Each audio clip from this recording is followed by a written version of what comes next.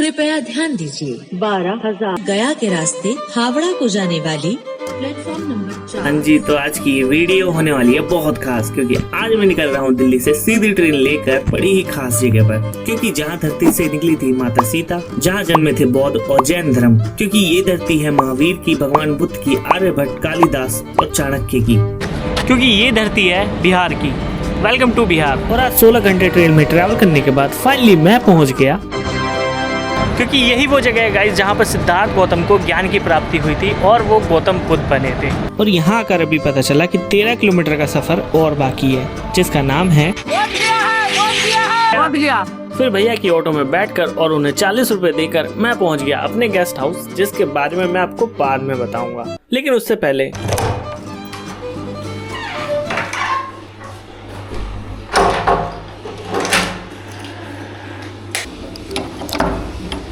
तो मुझे किसी ने कहा कि अगर आप बोध गया आते हो तो बोध गया में बिना कैमरे के 2 दिन घूम के देखो, शांति से बैठो एक जगह, आपको बहुत सुकून मिलेगा। मंदिर जाओ, और मैं पिछले 2 दिनों से वही कर रहा हूँ, जस्ट बोध गया घूम रहा हूँ। बिहार आने का सबसे बड़ा रीज़न मुझे वो बोधि ट्री देखना जहाँ भगवान बुद्ध को ज्ञान की प्राप्ति हुई थी। तो गाइस मैं महाबोधि मंदिर भी गया और वहाँ पे लिटरली गाइस बहुत ज़्यादा सुकून है।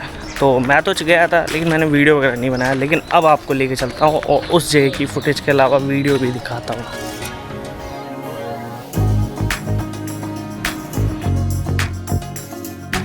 मंदिर की तरफ जा ही रहा होता हूँ तभी एक अनोखी चीज़ दिखती है, फिर एक और चीज़ दिखती है, और फिर मैं देखता ही चला जाता हूँ। पता चलता है कि बुद्धिज्म की 4 महत्वपूर्ण स्थानों में से एक है ये बोध गया, जिसे पवित्र माना जाता है। और यहाँ की एक सबसे खूबसूरत बात यह है कि यहाँ पे कई देशों की मोनेस्ट्रीज हैं। ये है गाइस चाइनीज़ मोनेस्ट्री जो कि बोध गया में है, मैं भी देख के आऊँ, बहुत सुंदर है। ये है ताइवान मोनेस्ट्री, बांग्लादेश मोनेस्ट्री, ये है guys Japanese monastery, Thai monastery. तो साइड में आप फोटो देख सकते हो, ये पहले कितनी खूबसूरत लगती थी, अभी रेनोवेशन का काम चल रहा है। ये है भूटानी मोनेस्ट्री, कंबोडियन मोनेस्ट्री। वैसे बिहार शब्द का मतलब ही होता है मोनेस्ट्री, क्योंकि बिहार बना है विहार से, जिसका अर्थ होता है बौद्ध भिक्षुओं के आराम करने का स्थान। लेकिन 12वीं सदी में मुस्लिम शासकों ने इसे बिहार कहना शुरू कर दिया था। तो जी जो कंट्री बुद्धिज्म फॉलो करती है उन्होंने अपना एक मोनेस्ट्री यहाँ पे बनाया हुआ है, क्योंकि ये जगह पवित्र मानी जाती है। बोध गया को ऑल्सो पवित्र माना जाता है और ये जगह बौद्धिस्ट तीर्थ स्थल के रूप में भी जाना जाता है। अगर आप बिहार में बोध गया घूमते हो ना, तो आपको बिल्कुल फील नहीं होने वाला कि आप बिहार में घूम रहे हो और इवन इंडिया में घूम रहे हो, क्योंकि आपको ऐसा लगेगा कि आप किसी थाईलैंड, जापानीज़ या चाइनीज़ कंट्री में आप विज़िट कर लिया आपने और आप जस्ट घूम रहे हो। तो आपको ऐसी ऐसी मोनेस्ट्रीज़ दिखेंगी, इतनी प्यारी प्यारी मोनेस्ट्री दिखेंगी। तो भी सेम मेरे साथ तो ऐसा ही हो रहा है, क्योंकि मैंने ऐसे स्ट्रक्चर्स आज तक नहीं देखे थे, मतलब ऐसे मंदिर नहीं देखे थे आज तक। और ये देखने के बाद तो भाई सच में इनक्रेडिबल है, बहुत प्यारा है। वैसे गाइस बिहार को the land of the legend कहना बिल्कुल गलत नहीं होगा, क्योंकि यहाँ की बिहार की धरती से न जाने कितने सारे लेजेंड निकले, जिसके बारे में मैं आपको पहले बता चुका हूँ। और उनमें से एक 20वीं सदी के लेजेंड का किस्सा आज मैं आपको सुनाता हूँ, जिसे बिहार का शाहजहाँ भी कहा जाता है। क्योंकि महाबोधि टेम्पल यहाँ से 10 मिनट की दूरी पे है, तो 10 मिनट तक मुझे वॉक करके जाना है इस रोड पे। तब तक मैं आपको ये छोटी सी स्टोरी सुनाता हूँ और ये छोटी सी क्लिप दिखाता हूँ।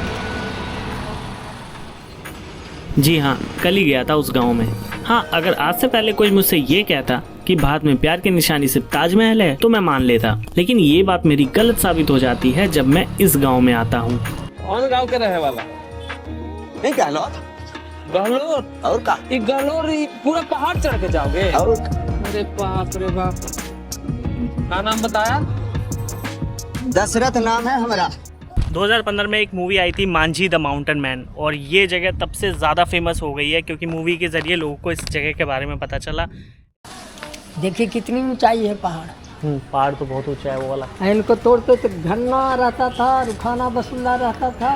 अच्छा। नीतीश कुमार पत्र लिखे थे प्रधानमंत्री के कि दशरथ मानिए हैं, सच्चे पुरुष हैं, ये भगवान है। तो गाइस अभी मैं हूँ गहलोर घाटी में, और ये जो आप रास्ता देख रहे हो ना, जिसे मैंने अभी 1 मिनट में क्रॉस किया था, यहाँ से वहाँ तक 1 मिनट में क्रॉस किया था। और इस रास्ते को बनाने में दशरथ मांझी ने एक छैनी और एक हथौड़े की मदद से 22 साल में बिना किसी सरकारी सहायता के इस पहाड़ को तोड़कर रास्ता बनाया था दशरथ मांझी ने। और क्या स्टोरी है मैं आपको बताता हूँ। साल था 1959 का। जब दशरथ मांझी लकड़ी काटने के लिए पहाड़ के दूसरी तरफ गए हुए थे, तब उनकी पत्नी उनके लिए खाना लेकर पहाड़ को पार करके जा रही थी। तभी पहाड़ पर से पैर फिसलने की वजह से वो गिर गई और वजीरगंज हॉस्पिटल वहाँ से लगभग 55 किलोमीटर दूर था, लेकिन टाइम पर इलाज न मिलने की वजह से उनकी पत्नी की डेथ हो गई। फिर साल 1960 से 1982 के बीच दिन रात दशरथ मांझी के दिलो दिमाग में एक ही चीज ने कब्जा कर रखा था, पहाड़ से पत्नी की मौत का बदला लेना। और 22 साल तक जारी रहे इस जंग में इस विशाल पहाड़ ने मांझी से हार मान ली और दशरथ मांझी ने इस पहाड़ को मात्र छेनी और हथौड़ी की मदद से तोड़कर 360 फुट लंबा, 25 फुट गहरा और 30 फुट चौड़ा रास्ता बना दिया, जो कि आज वजीरगंज से गहलोर की दूरी 55 किलोमीटर से मात्र 15 किलोमीटर की रह गई।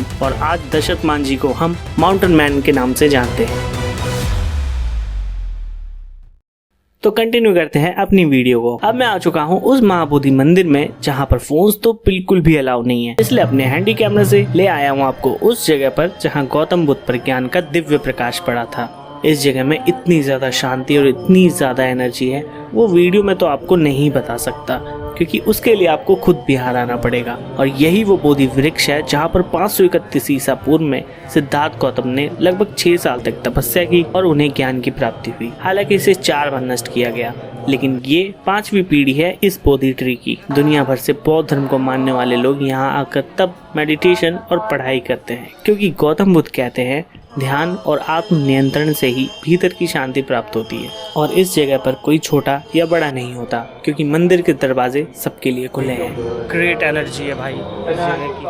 और गया जी की एक आखिरी और इम्पोर्टेंट जगह वो है गया में बना हुआ भगवान विष्णु के पद चिन्ह पर बना मंदिर, जिसका नाम है विष्णुपद मंदिर। कहा जाता है कि भगवान श्री राम और माता सीता के साथ महाराज दशरथ का पिंडदान करने आए थे, जहां माता सीता ने महाराज दशरथ को बालू फल्गु नदी के जल से पिंड अर्पित किया था, जिसके बाद से यहां बालू से बने पिंड देने का महत्व चलता आ रहा है। गया में श्राद्ध, कर्म, तर्पण विधि और पिंडदान करने के बाद भी कुछ शेष नहीं रह जाता और यहां से व्यक्ति पितृशन से मुक्त हो जाता है।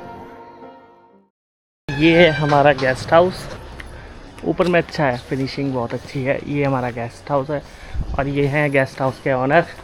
हेलो भैया, बहुत बहुत धन्यवाद, आपने यहाँ आया। थैंक यू भैया। और भैया का रूम बहुत साफ़ है, बहुत क्लीन है। यहाँ पे आना हो तो क्या नाम है भैया? धार्मिक गेस्ट हाउस। धार्मिक गेस्ट हाउस और बोध गया। ये मिल जाएगा नेट पे? हाँ मिल जाएगा, अगोड़ा पे मिल जाएगा। मैंने अगोड़ा से ही बुक किया था। booking.com अगोड़ा दोनों पे अवेलेबल है। ठीक है भैया, फिर मिलते हैं आपसे। Happy journey. ठीक है भैया।